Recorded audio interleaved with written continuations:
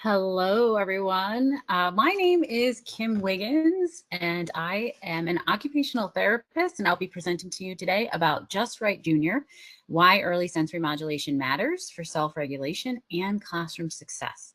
To just give you a little bit about information about myself, I have been an occupational therapist for 25 years, primarily in the schools, preschool and early intervention, and I've worked full-time in the current school district that I work in now for almost 20 years. I have also been presenting nationally and internationally for 16 years, both in person and through webinars on sensory modulation, school-based practices. I think I have maybe 16 or so topics that are available as well. About 5 years ago, Gwen Wild and I co-authored Just Right, a sensory modulation for curriculum for K through 5. It's now used by teachers and therapists across the United States and in multiple countries. And I still hear daily how impactful it's been in real classrooms. And I have some extra materials that go along with that are available on my website, otkimwiggins.com. Just to see, I was just kind of curious if we could do a little poll right now and see how many of you are familiar with Just Right as the K through 5 program, or perhaps even the junior. So I think Allison's gonna put that poll up.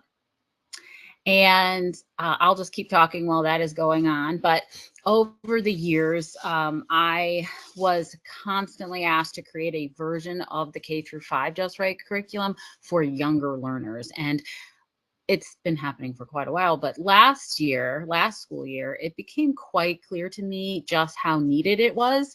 There are so many incoming kindergartners that I feel were functioning at a preschool level or younger. And I also work with a lot of older children that are developmentally at that level in self-contained classrooms as well. So I was simply modifying the K through 5 curriculum to meet their needs, but that's how the Just Right Junior program curriculum was created. I wanted it to be more hands-on. I wanted it to be a little bit more of a simpler concept and also have lots of opportunities for multisensory learning. So I have been using the Just Right Junior regularly in my own classrooms, and the response from kids and teachers and therapists have been incredibly positive. On my website, otkimwiggins.com, the digital version has been out for a couple of months, and it's already in 4 countries and across the United States. And again, that's on my website, otkimwiggins.com. But I'm so excited to share that it is now in print version, woo, through Therapro, and obviously through my website as well. My contact information is on this slide. So if you ever have any questions after today, I'm always happy to connect with you and follow along. You can also follow along on my social media for any updates and ideas on how to implement the either curriculum. So today we are going to be talking about and trying to understand the why, the structure, and how sensory modulation can fit across different settings and using the Just Right Junior curriculum and concepts. All right, Allison, so do it you have the looks results like, from the poll? yeah. So it looks like most people haven't heard about it. 65% said no, 16% said yes, and 19% said somewhat. So it looks like a very timely topic tonight. Okay, great. That's perfect. So that leads us into why do we even have to teach sensory modulation, and why do we have to teach it early? So when we teach about sensory modulation to children, we're really laying the foundation for everything that comes next, okay?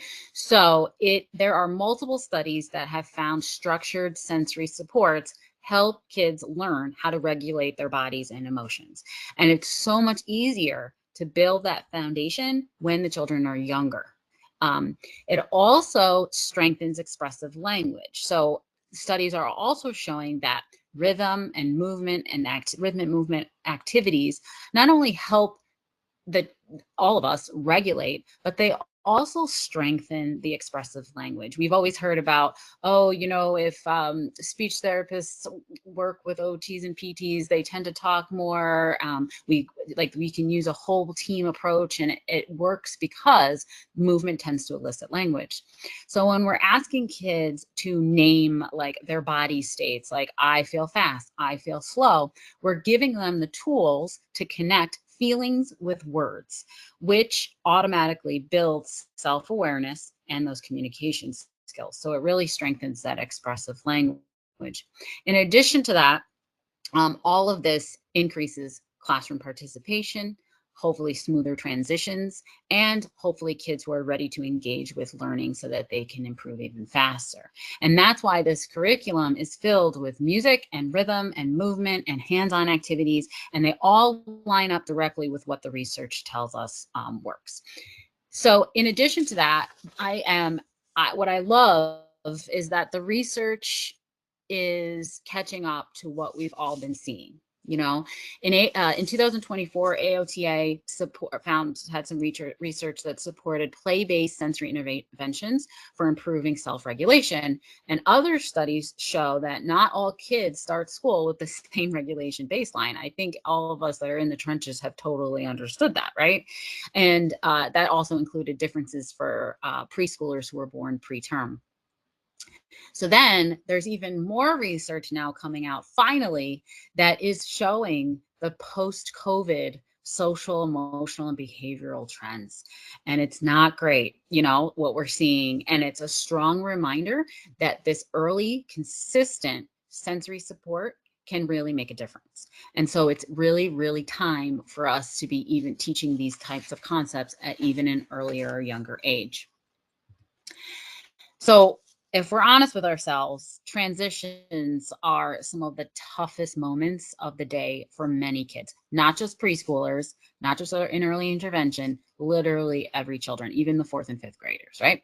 And it could, in the younger grades, it could be moving from circle time to centers. It could be lining up for recess. It could be cleaning up whatever they're supposed to be cleaning up from, or just maybe time to go home or time to go to school. So we've all seen the children who just bolts across the room or drops to the floor in a meltdown, right?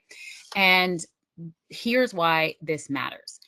There was recent research in 2024 that children who struggle with regulation during early transitions are more likely to have later social emotional challenges.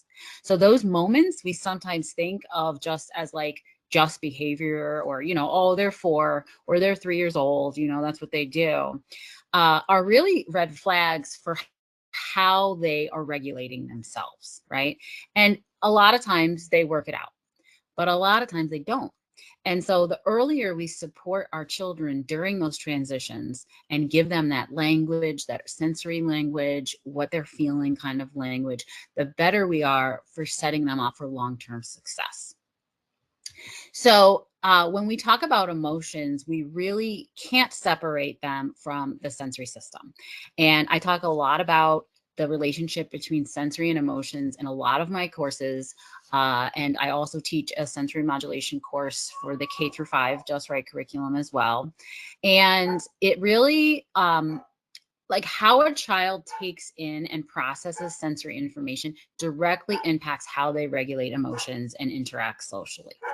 And even Kelly Maller and her colleagues in 2024 showed that when children participated in an interoception program, their regulation improved because they learned to notice those internal signals. Like they start to notice their racing heart when they're anxious, or a fluttery stomach when they're excited. So when kids can connect those body signals to emotions, their social interactions tend to get easier. So instead of just reacting, they can say, I'm frustrated, or I need a break. And the interesting part is that many of the same neurochemicals are involved, whether a child is over responsive, which is the side of the spectrum over here, and anxious, sensory seeking, and overly excited. Okay. So, the same neurochemicals are present. Sorry, I said that wrong. Over responsive and anxious are the same neurochemicals. And on this side, sensory seeking and maybe overly excited, or, they just kind of seem a little like hyper, right? And then the passive under responders, maybe they're tired or melancholy. Those same neurochemicals are present. So we ask ourselves, what comes first, the sensory behavior or the emotion, right? Is it the chicken or the egg? And so what matters most is awareness. When kids understand how their body feels, they can choose strategies. When we can see those kind of emotions in their face by reading their body clues, we can tell if they are over or under responsive. And in that case, what we know is that things on the left side of this continuum, on the over responsive side, we tend to need calming types of strategies. Just like if they were anxious or angry or frustrated, we want calming strategies. Same idea. On the right side of the continuum, we need to fill their tank because they are seeking it, or they're passively under responding, meaning that they need more input in order to pay attention, right? And that tends to be the same whether their emotions or their sensory behaviors are happening. And overall, what that does is it tells us how to help the kids, and the kids learn from themselves how to help themselves, and it helps them focus and function better. Now, when we see challenging behaviors in the classroom, like refusing to participate or trouble paying attention or constant disruptions, it's really easy to label that as bad behavior, And when we reframe it as an unmet sensory need, it completely changes how we respond, how teachers respond, how parents respond. And the research supports that shift.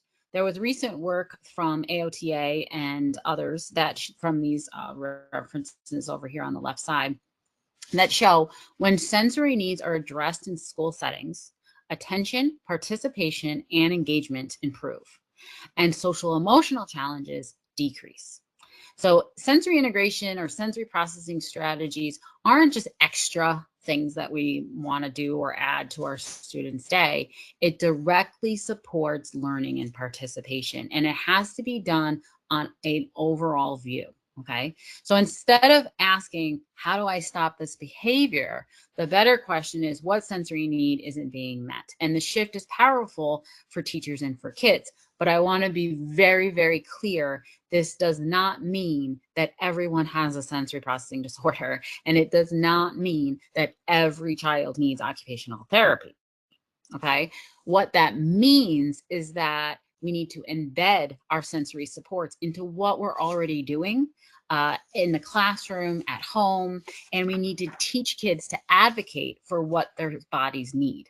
And when we teach that early, many of these needs can be addressed kind of like proactively without relying on receiving a related service, right? So in fact, what it does by providing something where we can teach everyone, including the adults in the classroom or at the home, about how to address this, it actually nips things in the bud for later, more serious issues when they get older, and it's even more difficult for them to regulate or control. Now, I said this once, and I find it to be pretty powerful. So why do kids need sensory language early?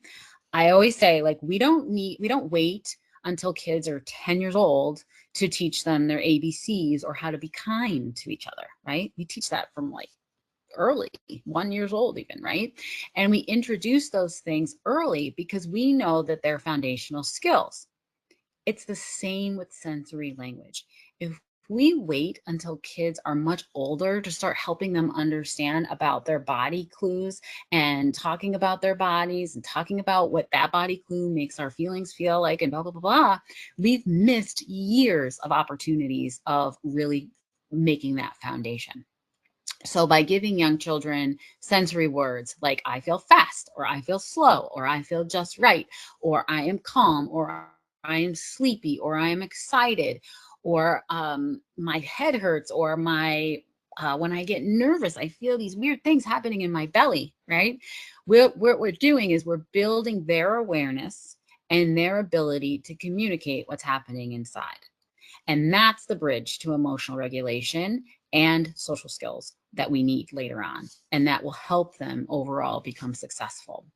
So the earlier we introduce this type of language, the more practice kids get using it, and the stronger their self-regulation foundation becomes. So one thing we can't forget is how critical teacher support really is.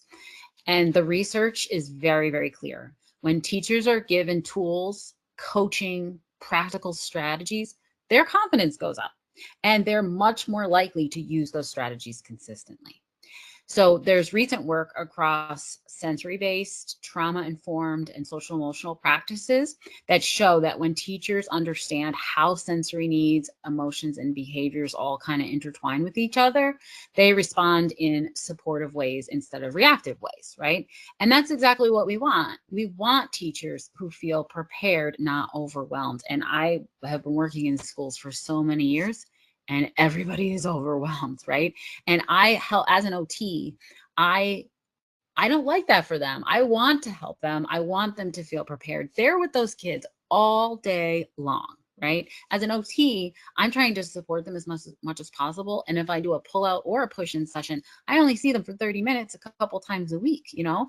So these teachers and aides and paraprofessionals and support staff might be with them way more than related service providers. And that's why it's so helpful for all of us to be working together and really be utilizing the same language. So it's not just about helping kids self-regulate. It's also about giving teachers the confidence, the language, and the tools to make these strategies work in real classrooms every single day, all day long, okay? So one of the, oops, I forgot that I had all these research articles here for you to look at later, but one of the strengths of Just Right Junior is that I try to make it as flexible as possible. I know a lot of us work in a lot of different settings. We might go work with preschool, then we might go to high school, and then we might, also see kids after school at their homes. We're advocating in meetings. We are trying to do consults. We're collaborating with other professionals. We're trying to do is so many different things. I really wanted to make sure that we could use a curriculum that was as flexible as possible across all settings. So it's really set up to be able to be utilized in a variety of different ways and for you to make it the way you want it to with suggestions on specific things. So for whole group, think circle time, morning meeting, classroom transitions, right? It's not just about pulling kids out and teaching them about sensory modulation. It's about embedding supports where all the kids can benefit, not just the kids who get OT, PT, and speech, right? It's everyone. So I currently teach the Just Right Junior lessons in 7 kindergarten classrooms. I teach them to 2 transitional kindergarten classrooms, which is that year between preschool and kindergarten. And I also teach it in 1 first grade classroom every single week to the whole class. So every single week I have, let's see, 7, 8, 9, 10 sessions where I teach it to the entire classroom every single week. And it's been going really well. In addition to that, it's also a great fit for small groups or for therapeutic focus or support. There's research on rhythm and movement programs, and those things show they're especially effective in the smaller groups where kids can actually practice those regulation skills through movement and music. And that's exactly how OTs, PTs, speech therapists, SEL specialists, they can use these lessons, targeting those individual needs while using the same language and structure that we also might be utilizing in the classroom when we teach it in the classroom as well. So they could be doing both. So when everyone is using the same tools and words, it really works better for everybody, including the kids. In addition to that, and so also with the small group, I currently teach it to multiple small groups. I have first grade, second grade, third, fourth, and fifth, sixth self-contained students with autism that I do push-ins and pull-outs. When I do the pull-outs, I teach it to the small group so that they're more focused on the concepts. And so I'm even teaching Just Right Junior to 5th graders that are, developmentally at a younger level. However, it's definitely more concrete of a concept for them to understand these from the Just Right Junior. So families can also easily take these strategies home there are studies that show that sensory and movement strategies don't need fancy equipment, right? We don't need fancy equipment to do to do sensory modulation strategies. It could be outside play. It could be clapping games. It could be rhythmic routines. But families can support carryover in natural everyday moments. Sometimes we have to think out of the box on how we're going to help them do that. But this curriculum at the end of every single lesson, it gives a suggestion for home and what parents can do. So in the Just Right Junior curriculum, there are 13 lessons. The first 3 lessons, we start by introducing kids to the 3 types of body speeds. So lesson 1 is fast like a cheetah, lesson 2 is slow like a turtle, and lesson 3 is just right like a bear hug. And the idea is really to give them this simple, concrete language and images that they can immediately connect to. So instead of saying calm down or pay attention, we can say your body looks like it might be feeling fast like a cheetah right now, or you're moving kind of slow like a turtle. And of course, our goal is to help them find that just right bear hug kind of state, right? Eventually. And sometimes we also talk about in every single one of those lessons, when is it okay to be slow like a turtle? When is it okay to be fast like a cheetah? Are you supposed to be fast like a cheetah when you're sleeping? Are you supposed to be slow when you're trying to win a race? You know, those types of things. And all of that is included into each one of those lessons. Now, I know the color system in this program might be a little different than what you might be using. There are so many different programs out there that may use different colors. You can clearly print the handouts and items in black and white. You can use your own color system if you prefer. What this color system is consistent with is the BrainWorks program from Sensational Brain, which many people already know about, and it also coincides with the Just Right K through 5, and that's where the Just Right originated from. And that way, teachers and therapists who are already familiar with that framework from Just Right or from BrainWorks will find this pretty easy to integrate, and the kids get a consistent message across the settings. But honestly, you can change the colors if you need to as well. After those first 3 lessons, where they really learn about fast, slow, and just right, we then have 5 separate lessons, and we focus on the 5 FAR senses. And the 5 FAR senses are the 5 senses that come from the world around us into our bodies. Okay, the 3 near senses, which we don't talk about right away in the Just Right Junior, is interoception, proprioception, and vestibular. They tend to be more complex and harder to understand. So we're only talking about the 5 FAR senses, and there's a separate lesson for vision. So I do it this way: for hearing, for seeing, for smelling, for tasting, and for tickle your chin, for touching. Those are the 5 senses, and each of these gets their own lesson. So kids learn what they are, how they work, and how each one of them connects with regulation. So they do tons of fun activities to learn about each one of them, hands-on multisensory activities with music and rhythm and movement. And when we do that, we're giving the kids language and understanding of those 5 senses that they can use right away. After they learn about the 5 FAR senses, they then have 5 whole lessons that discuss the tools. Okay, that's the important part, right? So now we've given them the words, we've given them the understanding of the speeds and the 5 senses, and now what we're doing is figuring out how can we use those things as tools to help our speeds. Okay, and this is where we really have the kids explore sensory tools and how to use them. And the idea here is that we don't want kids to know what their body feels like. We want them to have strategies on how they need to change it if they need to change it, right? So they learn when my body feels like a cheetah and it's maybe not time for you to feel like a cheetah, I need to choose a tool to slow it down. Or when I feel too slow like a turtle, I need a tool to wake myself up, right? So the lessons keep it simple. It keeps it hands-on. Tools might include items that they've already learned about in the 5 senses lessons. And there's a whole section about breathing. So there's some deep breathing. We get feathers out, we breathe on them and make them flutter. We do different types of things where we put our hand into a sock and we feel around using stereognosis on how to feel for different things without looking at them. So they have to put their hand in and feel for Play-Doh. There's various different types of movement break activities, and then there's all kinds of music. There's even a whole lesson all about smelling and scents and which ones make us feel fast, slow, and just right. So after they've learned about all those things, they can utilize those tools because they're kind of retained into their memory because they did them with such multi-sensory activities that it ingrained into their brain, and they will remember it.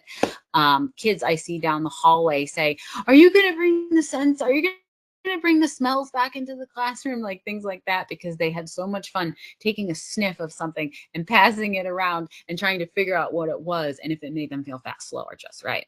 So now they'll remember those scents and they'll be able to use them as potential tools that they can use in their toolbox. So kids practice them in those lessons so that over time they do know how to pick the right tool when they need it. Now, what's inside? This is where Just Right Junior really shines, I feel like. Inside the curriculum, you really get a ton of different types of things.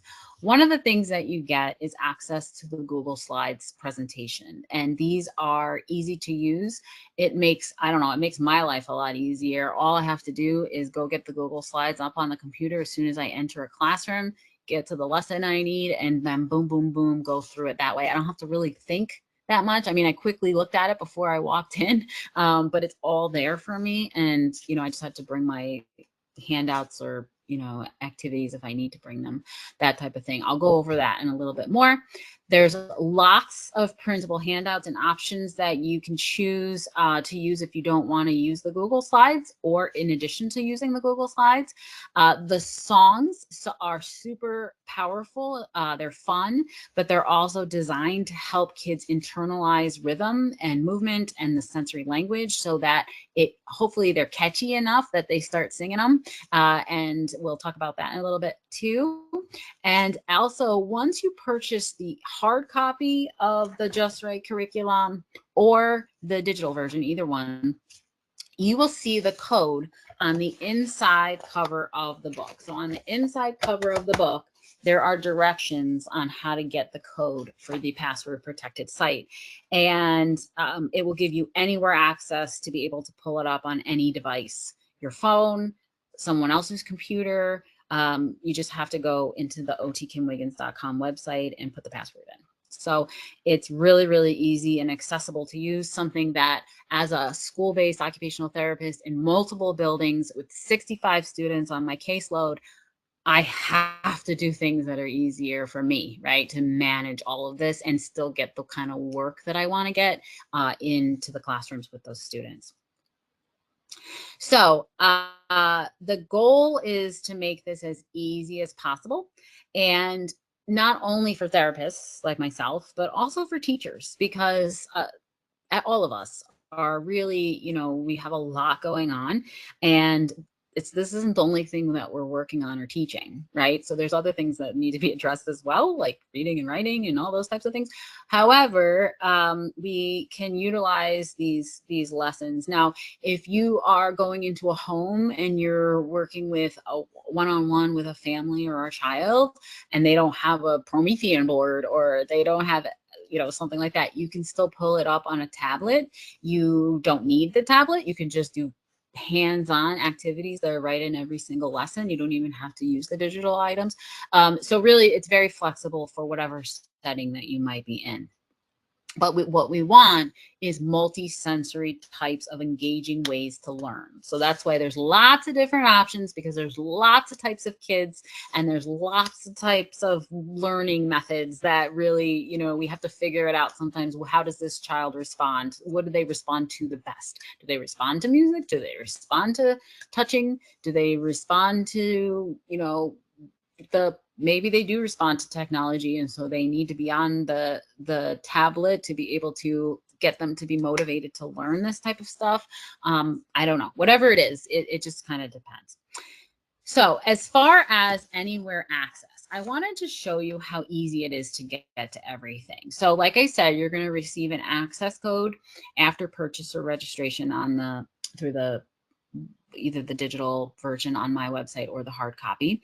And when you go to the password protected page on the site, you're going to enter the code. Okay. And from there, you can open up the Google Slides, the downloadable handouts, or playing the songs.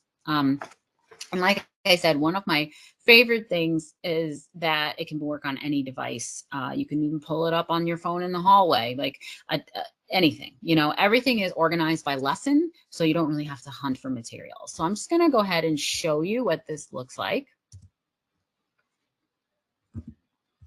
So you would just go ahead and you would type in the otkimwiggins.com website from any browser, anything, right?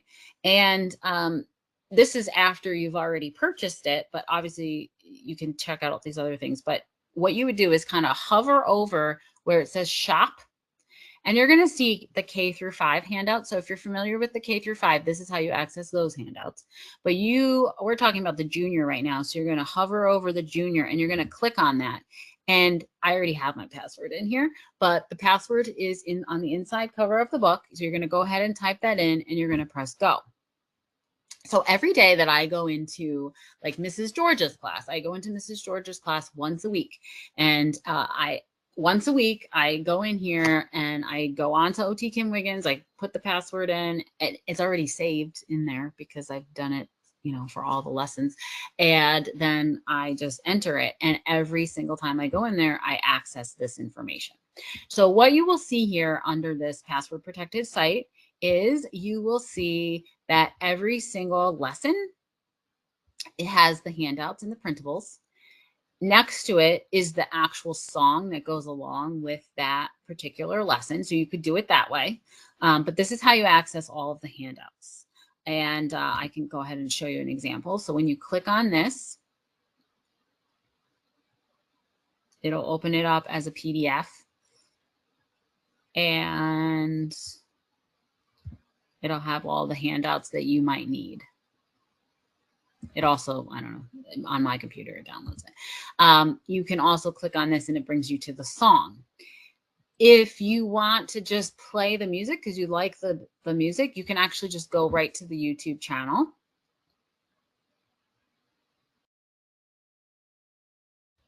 And you will see all 13 songs there once it loads. And they're all here for you. So you can just, you know, play lesson 1 and just let it, you know, maybe during free time or something like that, that can just play along. And there are some fan favorites. Some kids like some specific songs more than others. I'll show them to you in a little bit. The other thing is that you could click on the Just Right Junior Google Slides. And this is where I find it to be extremely helpful.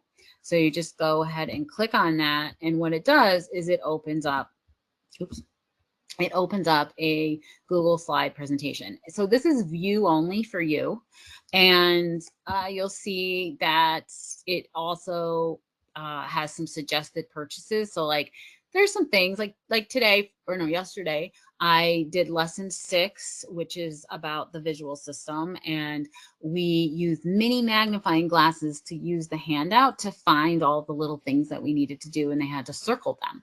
So you don't need mini magnifying glasses, but if you wanted to buy them, here are the kinds that I use, and you can click on those. Same for handheld mirrors, or if you wanted to buy the feathers, or if you wanted to buy the stuffed animals that I put inside the socks. So they have to put their hand inside the sock and they have to feel for a Lego. They have to feel for Play-Doh. They have to feel for sticky tape. They have to feel for, I'm trying to think, they have to feel for a soft stuffed animal. So I bought these little mini soft stuffed animals. They're like little finger puppets, and I put them in there, and they think they're so cute. You know, I think they were like $6 or something like that for a package of 12.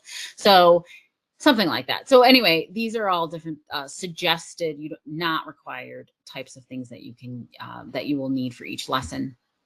But say I have already taught lessons 1, 2, and 3, and now I need to go to lesson 4. I just need to click on that and find lesson 4, and then it will bring me to lesson 4. And then I will start with the mini book, which every lesson has a mini book, and I will share this. I'll do the slideshow, and so up on the board or on the iPad or wherever, it's a whole little presentation, like a kind of like a social story mini book, basically, about what this lesson is about and the concepts. Okay. And then every single lesson has the song embedded into it. So that's what's cool about the Google Slides, is that you can actually see that every single lesson has the actual song, which ends up being a video.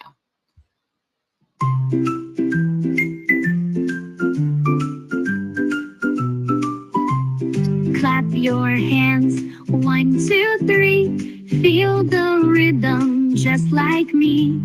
Clap so happy, clap so bright. Now your body feels just right. My body can feel just right when I move it day and night. Up and down and all around. Happy feelings can be found. March your feet left and right, like a soldier, tall and bright.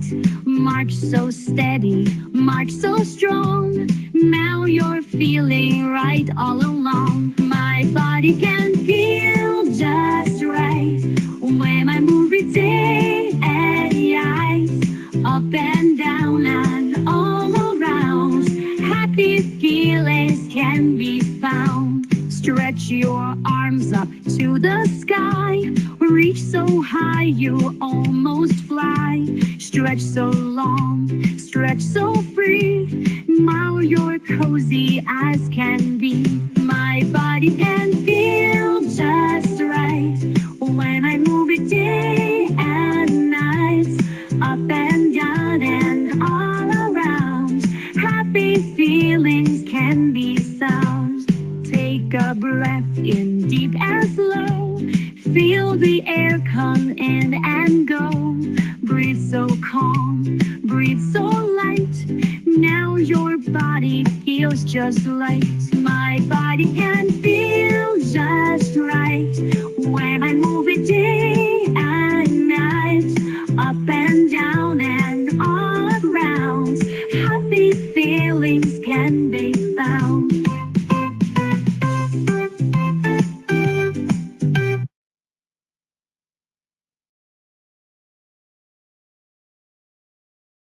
Okay, so I just wanted to show you what an example was. Almost all of the songs are around the 2-minute mark.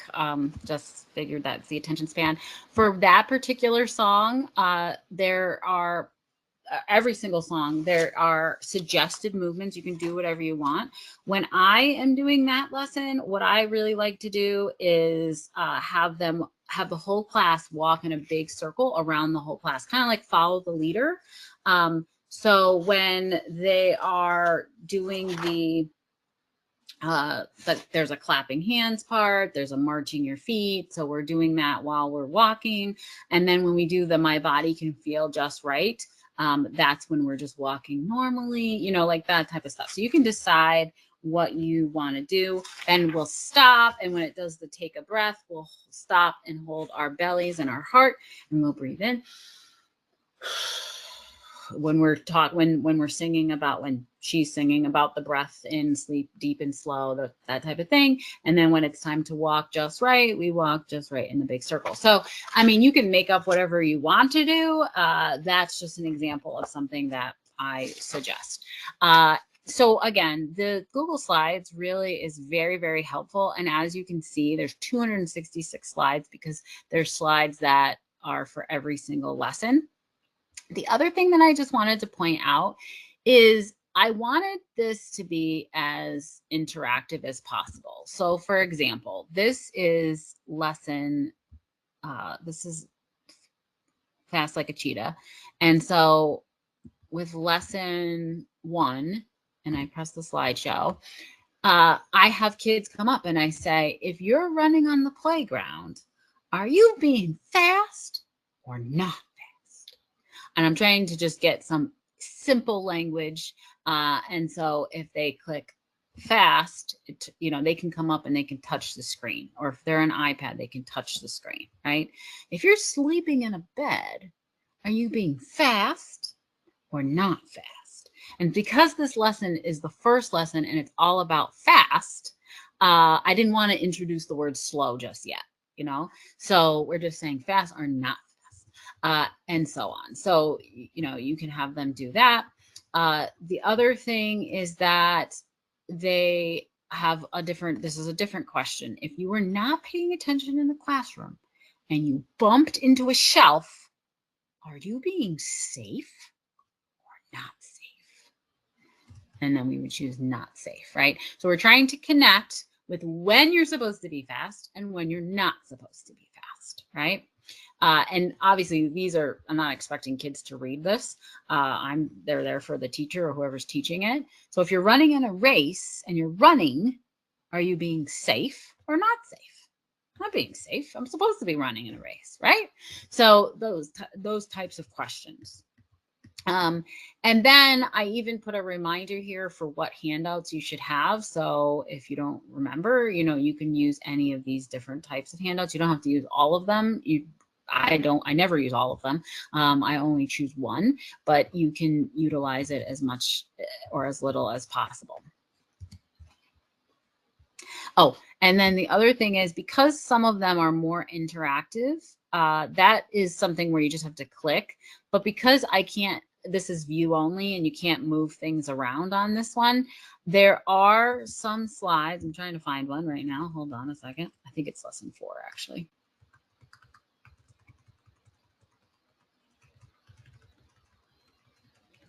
And yeah, here it is. So where you would click on some of these buttons that are kind of beeping like this, and you click on it, and what it does is it opens up into the drag and drop activity. So the drag and drop activity is something you copy and you keep it yourself, and it's now yours, and you can move things around with this, right? So in this case, with the drag and drop, you do not put it in slideshow. You leave it up like the way it is, and you have the kids grab the things and bring them into the boxes.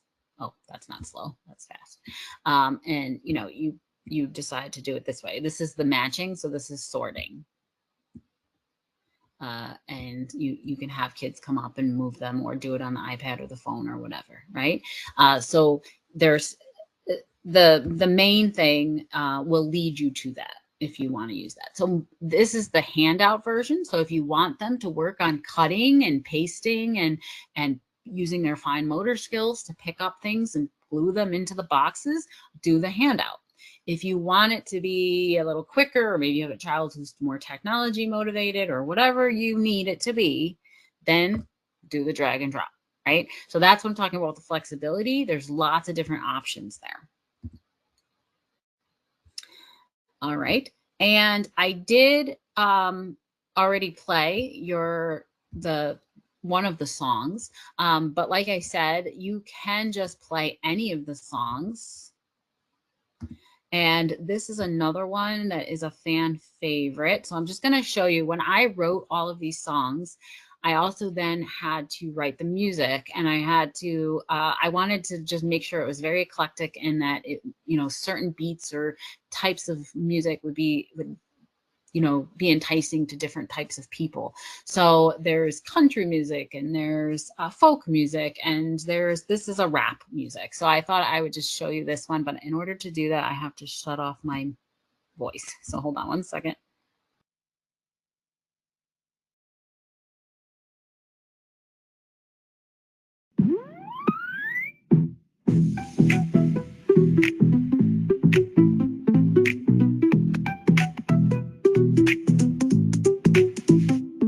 Slow tastes are cozy like soup in a bowl. Peanut butter sticky pudding fills my soul. Slow and low, warms me from head to toe. Taste, taste, try a bite. Slow, fast, enjoy just right. Taste, taste, what a treat. Yummy flavors can't be beat.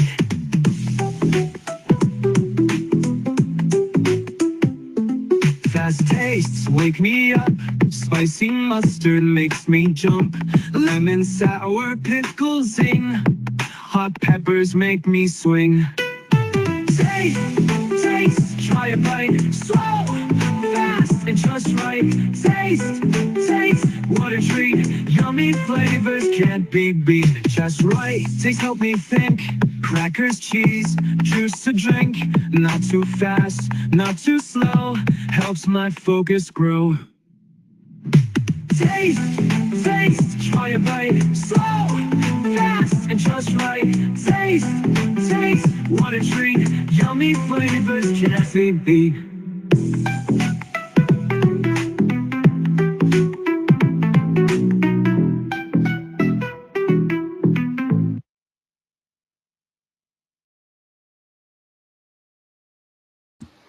So that's one that's kind of a fan favorite. A lot of kids really like that one. And I hear them in the cafeteria singing, taste, taste, try a bite. So it definitely catches with them and catches up with them later. And, you know, I have aides or teachers that are singing it in their head too, which is pretty awesome. So that's just an example of one that I wanted to give you a heads up about.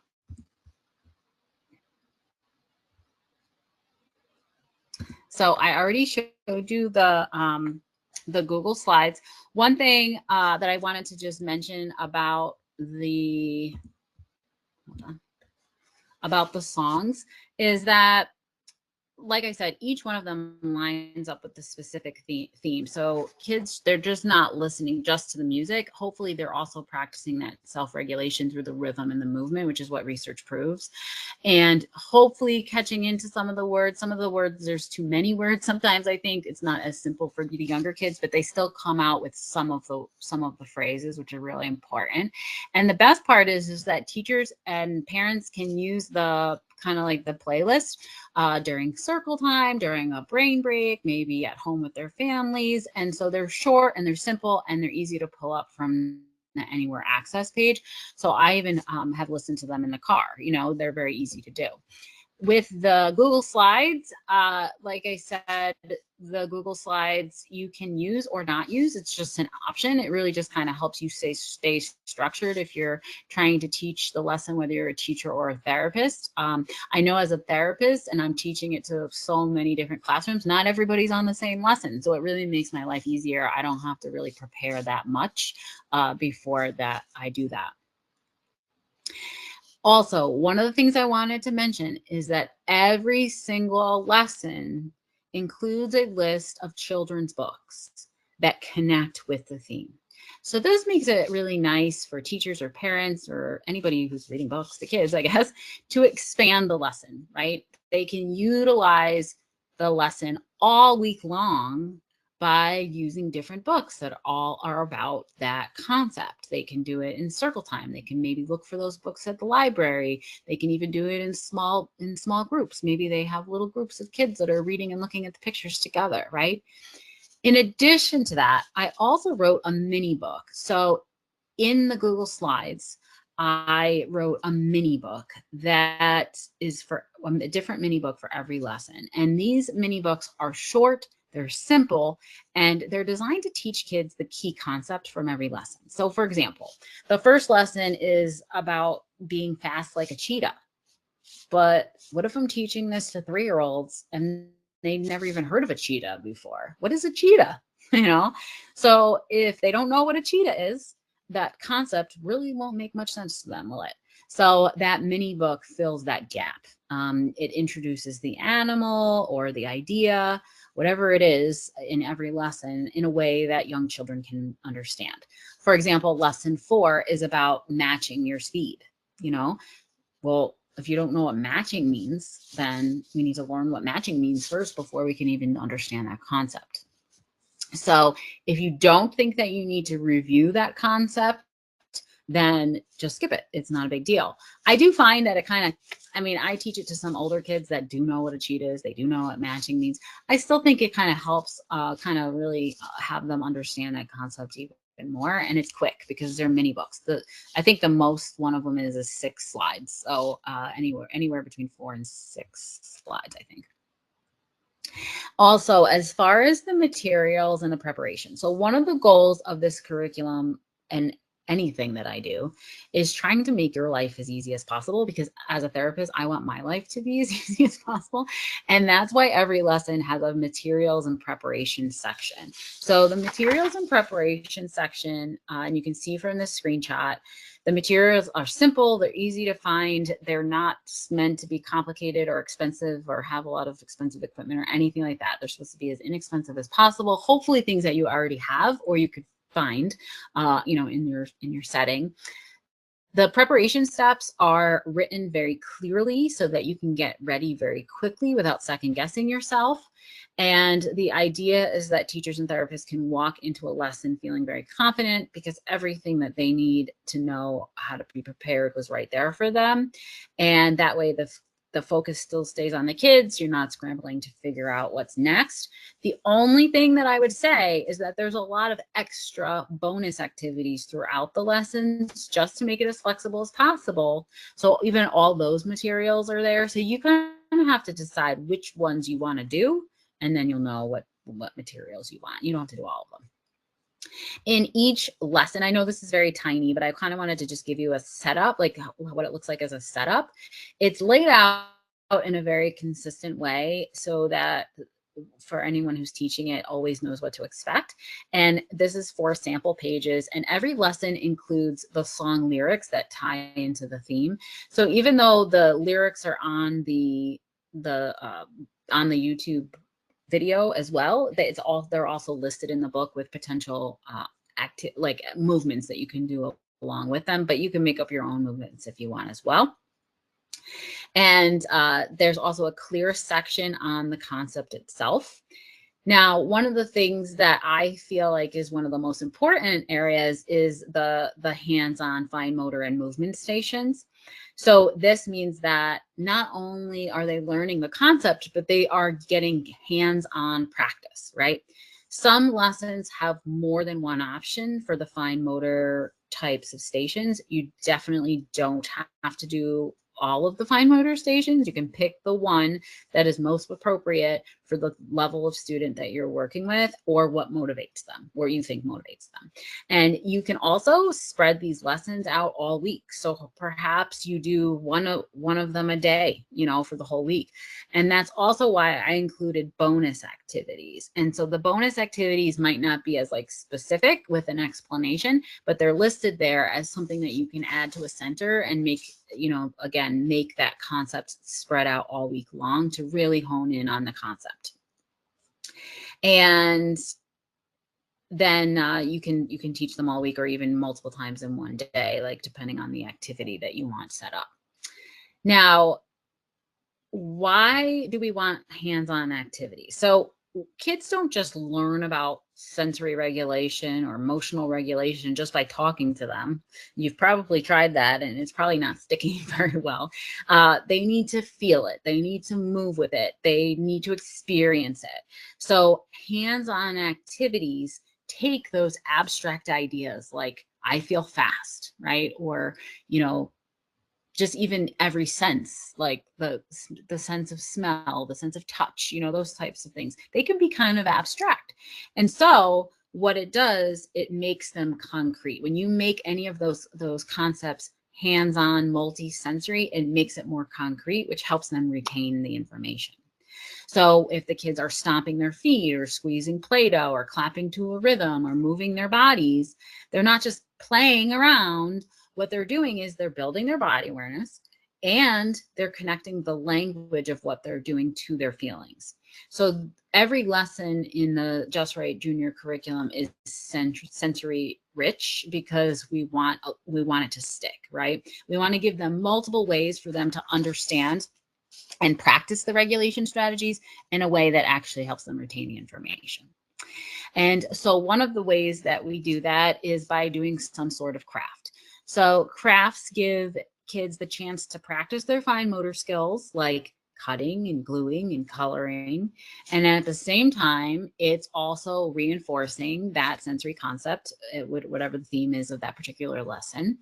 And then the reason I did it this way, honestly, is because say I'm an OT and I'm pushing into the classroom, and out of the 15, 20 kids that are in the classroom, 2 of them are actually my OT kids.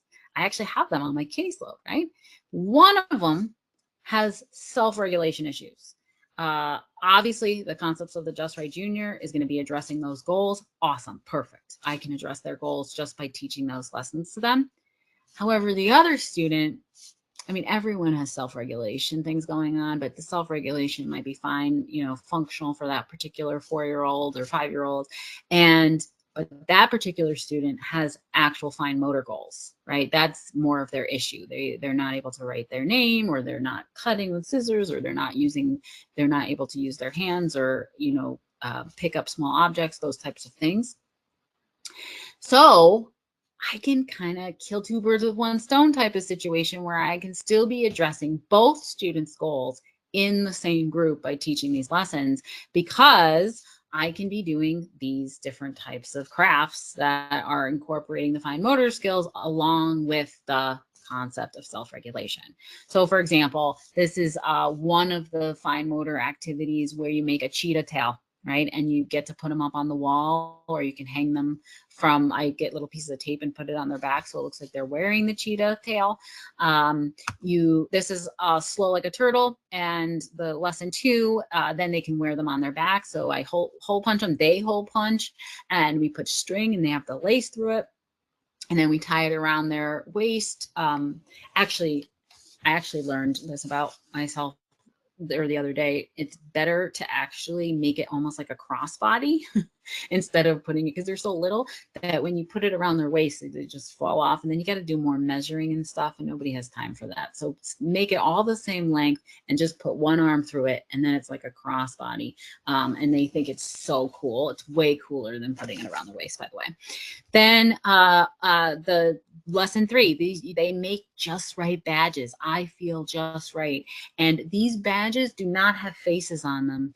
And so they have to draw the faces. So we talk about what the eyes look. We talk about what a nose looks like, and why we might have to do our deep breathing, because that's part of the feather activity of lesson 3. And what does our face look like? Are we sad? Are we mad? Are we happy?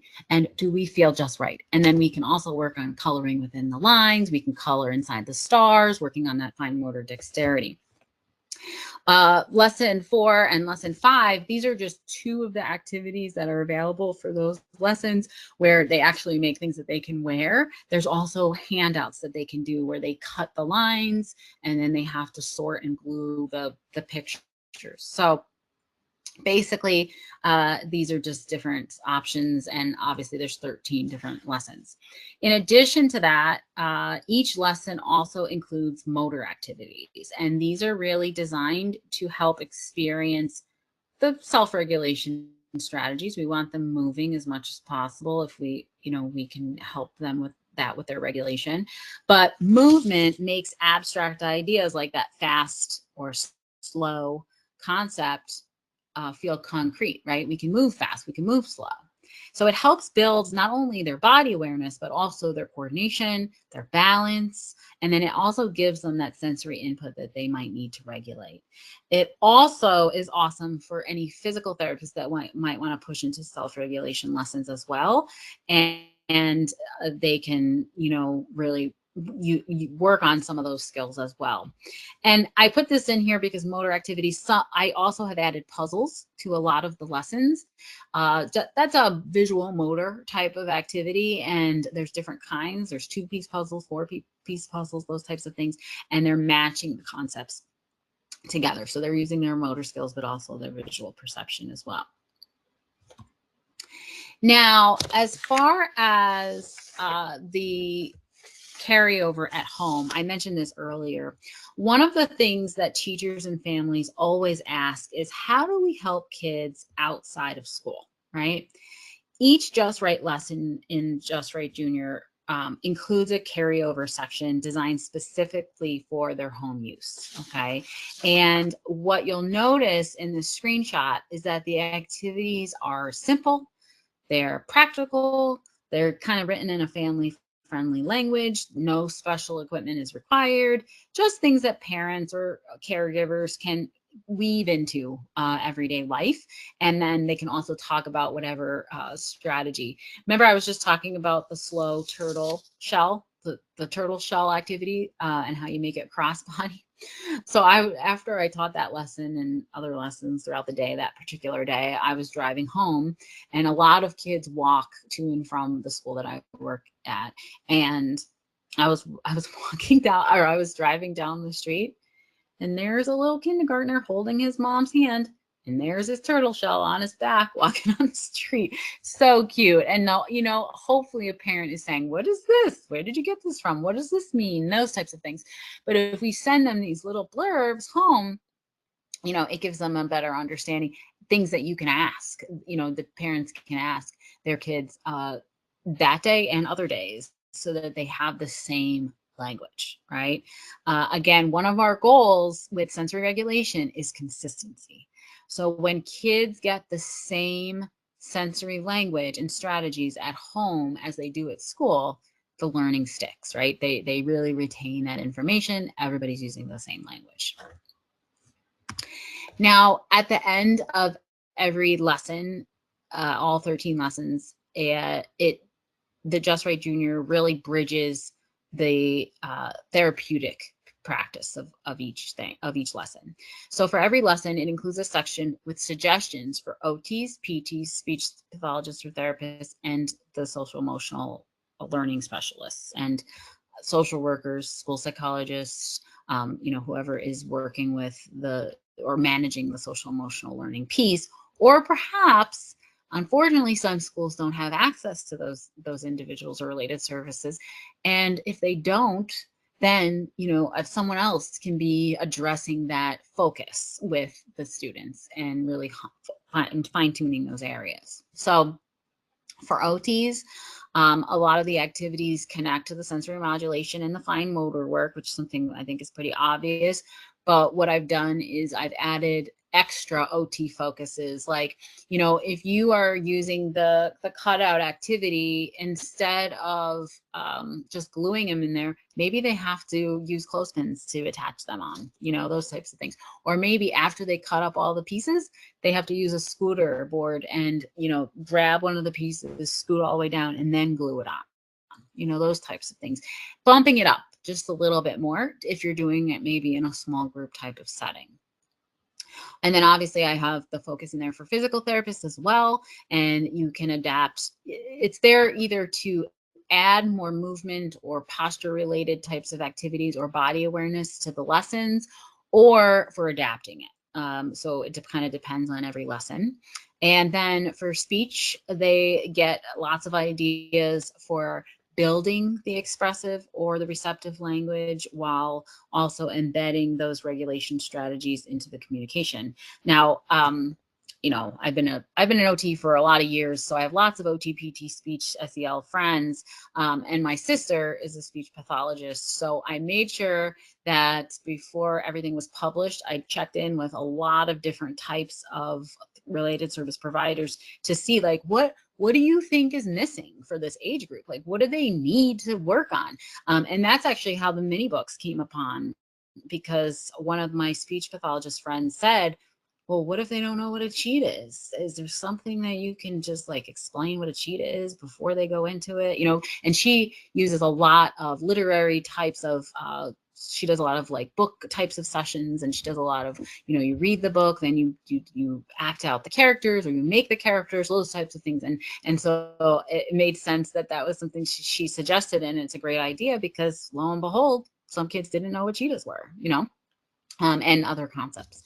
Then as far as the SEL specialists, you know, you can use the lessons are pretty set into like social emotional learning, but these are extra suggestions or the kind of extra concepts that they can kind of focus on a little bit more, that builds emotional awareness, coping skills, and also peer interactions. Now, the point is with the therapeutic focus is that everyone is working from the same playbook, right? This makes it easier for kids because they're hearing consistent language and strategies across the board from all the professionals who work with them. So, you know, for years, I would choose a sensory regulation program that I wanted to use. And I know like the teacher would have one in her class or his classroom. And then the SEL specialists that were also pushing into the classroom, teaching a completely different curriculum. But, you know, we're all kind of doing the same things, but everybody's using a different program. And that's super confusing when you think about our children with special needs trying to understand these concepts, and everybody's teaching them kind of the same thing, but maybe with different terminology or with a different, you know, different order of concepts or whatever it is, right? And it kind of makes sense that we really should all be utilizing the same type of program and then just be putting our own twist on it, right? Because it just makes it easier, not only for the students, but also for the caregivers and parents, that they are able to use the same language as well. So the key takeaways is that I really want you to remember these 4 basic things, right? The first one is that repetition builds skill. So kids need to hear the same words, they need to practice the same movements, and they need to revisit the same strategies over and over for it to really stick. The second thing is scaffolding. So the beauty of Just Right Junior is that it can grow with kids. We can start with Just Right Junior at the preschool concept level or developmental level, and then we can build on those foundations and utilize the Just Right K through 5 curriculum. And then even after the K through 5 curriculum, on my website, I sell digital games and activities that are like extension games, so that once they even understand those concepts, and that's where we introduce proprioception, interoception, and vestibular. They can make their own sensory diet tool folders with the K through 5, and then, you know, they can play the games and the extension games that really kind of hone in on making those concepts really stick, right? So if you already were familiar with the K through 5, you might be going backwards with it like I have, but it really makes sense to start with junior and move up, because now I know, even though I wrote the K through 5 with kindergartners in mind, with the K through 5 Just Right curriculum, at the end of every lesson for that particular curriculum, I have ways to modify it for younger children or for older children. So the curriculum was based on like the 2nd grade kind of level. And in the modification section at the end of every single lesson, there's ways for you to modify it to make it for younger children or for older children. And so you really could modify it for kindergartners, but it's kind of cool because the junior is actually being modified for even up to like 1st grade and potentially even 2nd and 3rd graders, depending on the developmental level of the students, right? So once they really have these concepts, the K through 5 will make so much even more sense to them. Playful. Probably one of my characteristics as just a therapist or a person in general is to be super silly and goofy, not gooful, goofy and playful. And, you know, when I'm working with students, I love using multi-sensory types of activities. And I think that's why a lot of the concepts end up sticking, because we can use the music, we can use songs, we can use crafts, we can use stories, we can read the mini books, we can play games, we can do the puzzles, we can do the movement breaks, we can do all these different types of multi-sensory things that are really addressing every single one of our sensory systems and helps us really retain that information. And that's exactly why I included so many different options in every single lesson.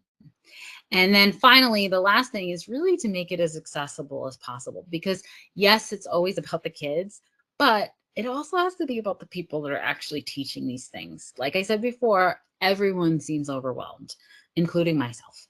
And if you're a teacher, if you're a therapist, if you're a parent, you want something that is going to be easy to pull up and just teach it without needing a lot of preparation. Just be able to pick it up and use it. Yes, you might have to print some handouts here and there, but you don't even have to if you don't want to. And that's what creates that consistency, right, for kids across the settings. When the person teaching the curriculum feels confident enough to teach it, it makes it way easier for the children to learn it, right? And that really makes a big difference. So, and I've said it a couple times, but keep in mind that these lessons were really created with flexibility in mind.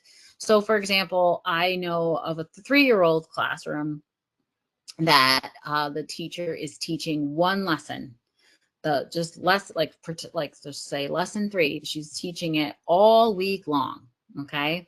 And in addition to that, the OT, PT, and speech pathologists are, and actually they have an SEL specialist in that room too. They know that she's teaching lesson 3. And so they look at towards the back of the book and they look at what can the OT do when they pull out the students in the small groups that reiterate that particular lesson? What can the speech therapist do when they're seeing maybe kids one-on-one? What can they do for that therapeutic focus suggestions? And so everybody's really on the same page and making it as collaborative as possible. And then they're sending home the little blurb with the parent. Now, the little blurb is in the book. You can copy it, you can rewrite it, you can just make other additional suggestions, whatever works for the population that you're working with.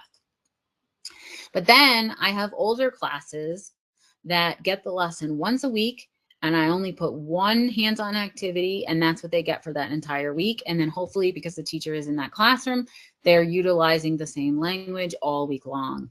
But it is sticking because when I return for the next lesson the following week, they remind me like the different things. Did you bring the smells? Did you bring the magnifying glasses? Can we listen to that song again? Those types of things. So I know that it's actually sticking and it's working. And I always say the best measure of a curriculum, a program, a product, whatever, isn't just what's in it, right? But how people use it. So Just Right Junior is already being used in multiple countries and in most United States. And as I mentioned, the digital version has been available on the otkimwiggins.com website since August. So people have been using it and they are loving it. And the feedback from therapists and teachers really has been overwhelmingly positive. So they tell me it's practical, it's engaging, and it actually works in real classrooms. So this is just one example of the kind of review that I hear all the time. It says, I have been a fan of the original Just Right program since it was released. I've just started using the new Just Right Junior program for younger children, and I love it. It's well organized and so easy to use. The songs for each lesson are an added bonus. This simplified approach using animals and digital resources may be a great tool and motivator for some of my older learners too. Having the lessons already planned out is such a time saver for busy therapists. And it was really awesome to hear that. And then for the kids at the end of the curriculum, you end with a celebration. And so each child earns a certificate in the final lesson, recognizing, that they've built the skills to understand their bodies and they can name their feelings and they can start to regulate with tools. And it's really just a meaningful way to wrap it up. And kids absolutely, they just love getting awards, and they're bringing them home. I saw parents out the other day and they were like, oh yeah, so-and-so got that award from you. What was that about? She said she started asking some questions. That's exactly what we want, right? We want them to be talking about it. We want them to be excited about it and to be able to utilize those words in those terms and the concepts.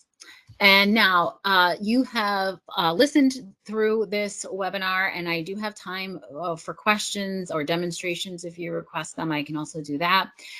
If you've enjoyed this course, I am going to be teaching it more in depth, where I will be teaching specific ways to teach every single one of the 13 lessons. So it'll give you some more research too, and then a little more specifics about that. And then I will be going through every one of the 13 lessons to teach you how to teach the lessons. And it will be available on Sensational Brain. So it is live I think it's January 20th. And then recorded. and then it will be available on demand. So if you're listening to this after that date, it is available on demand, and it is approved for 0.2 AOTA CUs. So if you're interested in that and learning more specifically how to actually utilize it, that is a great opportunity for you. And before we go to questions, I just, in case you have to leave, thank you so much for your time today. I hope you're walking away with both, you know, the why and the how of sensory modulation in early childhood, and how the Just Right Junior curriculum can support your students. And obviously, please reach out to me if you have any questions, and if you want to explore kind of how this curriculum could fit into your setting, or if you'd like training for your team on how to utilize it with your team as well. My website and my email are here, and on the first slide or second slide, I have my social media there if you want to contact me that way, but I'm always happy to connect with you. But right now, I'd be happy to answer any questions that you have. All right, the first question coming through is, how long does each lesson take to teach? Well, that's really up to you. The lesson is packed filled with all different types of activities. It basically, if, for example, you take any lesson and you do the mini book, the sing-along song, the concept, and one fine motor activity, it should take between 25 and 30 minutes. So I tried to make it like what a 30-minute session would be. If you want to stretch it out, maybe you have a younger population or developmentally younger population, and you really need to just do little pieces at a time, maybe for their attention span's sake, or maybe just because you want to spread it out, you're a teacher in the classroom, you can spread this out all week. I had another 3-year-old classroom teacher tell me, she's in California, that she did it for 2 full weeks. So she really spread it out because she did the song every single day. She did the mini book every single day. And then she chose a different fine motor craft or movement activity to do after that. Each day, a little bit different. There are some lessons that even have suggestions for centers. So if it's a classroom that does a lot of centers, you have suggestions for that. So you can actually keep those centers all week long as well, or for a couple of days, or whatever you choose to do. Hopefully that answered your question. All right, I'll leave the question box open. Oh, here we go. Okay, what's an example of an OT goal for self-regulation, or how to collect data on regulation with this program? I'm so glad that you asked that, and it's definitely something that I focused on a lot with the K-5 curriculum. In fact, on the K-5 curriculum, let me just get there. Hold on. Yeah, I can do this. If you already have the K-5 curriculum and you click on that handouts and resources, there's actually a whole document there that has sensory regulation goals. So, it's a great idea. I probably should create that and put it into the freebies section of this as well, so that people who own the curriculum have those goals. And so I definitely will create that. But what the goals really are can they identify a feeling? So can they identify when they're feeling fast? Some objective ways to do that is maybe, student will correctly identify the fast speed after reviewing 5 pictures, and be able to identify that particular speed.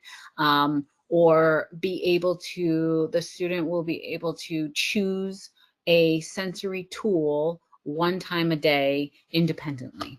The goal for them is, one, to be self-aware. So they have to know in others, it's easier to see in others when that person or those people are being fast, slow, or just right, and then being able to see it in themselves. And then the next level is to be able to choose appropriate tools. So it might be as a little more like, what's the word I'm looking for? Like not specific to you. Maybe it's, the student will be able to list 3 tools that help a person slow down. Not even them, right? But if they can identify 3 tools that help you slow down, that tells me that they are learning that concept and eventually we'll be able to apply it to themselves, right? But maybe we're not there yet where they can apply it to themselves, right? They're just going to choose what they are because they're becoming more self-aware and they know the terminology, right? Maybe a goal is the student will explain what it means to be fast, you know, that type of thing, or accurately explain what it means to be fast. So I know that these are unusual OT types of goals, but they're still working on self-regulation. Perhaps they're not OT goals. Maybe they're speech goals. Maybe they're communication goals. Maybe they're for the classroom teacher goals. And it really just can kind of depend on what, you know, related service provider you are, and you can go from there. But I love that idea, and I'm definitely going to make the goal list because I did it for K through 5, so I definitely should do it for junior, and then it will live under the junior free resources. Probably I'll end up putting it like right here. Great. So I think that takes care of all of our questions. So thank you for Kim for presenting tonight, and thank you everyone for joining. And Just Right Junior is available on the Therapro website to purchase now. So thank you everyone. Good night. Thank you everyone.